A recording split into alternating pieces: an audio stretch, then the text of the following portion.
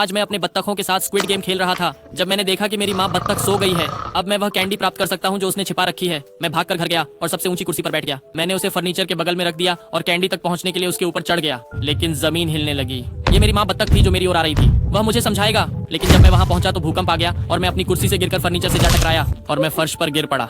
मैं ऐसे उठ खड़ा हुआ जैसे कि मुझे कोई चोट ही नहीं लगी हो। मुझे कुछ भी महसूस क्यों नहीं हो रहा? क्योंकि अब तुम जीवित नहीं हो ब्लू टेड। तो फिर मैं आजाद हूँ। मेरी माँ बत्तख मुझे सजा नहीं दे सकती और अब तो स्कूल भी नहीं है। अब मुझे मम्मी डक की बात सुनने की जरूरत नहीं है। अब मुझे नहाने की भी जरूरत नहीं पड़ती क्योंकि पानी अंदर नहीं जाता। मैं हर जगह खुशी से घूमने लगा जब तक मैं वहाँ नहीं पहुँच गया जहाँ मेरे बत्तख मित्र थे। हम साथ मिलकर बत्तखें खेलते हैं, लेकिन बत्तखों ने मेरी बात नहीं सुनी। अब तुम हमारी दुनिया का हिस्सा नहीं हो ब्लू टेड। लेकिन आप क्या कह रहे हैं? अब मैं खेल सकता हूँ क्योंकि माँ मुझे सजा नहीं दे सकती। लेकिन बत्तखें भी आपको नहीं देख सकती और आप किसी के साथ खेल भी नहीं सकते।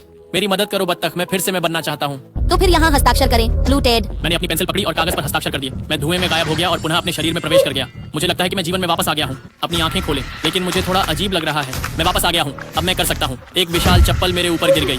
और यह आखिरी बार हो जब तुम मुझे इस तरह डराओ। अगर तुम भी मम्मी की चप्पल की मार से नहीं बच पाते हो तो हैंड डक पर क्लिक करो।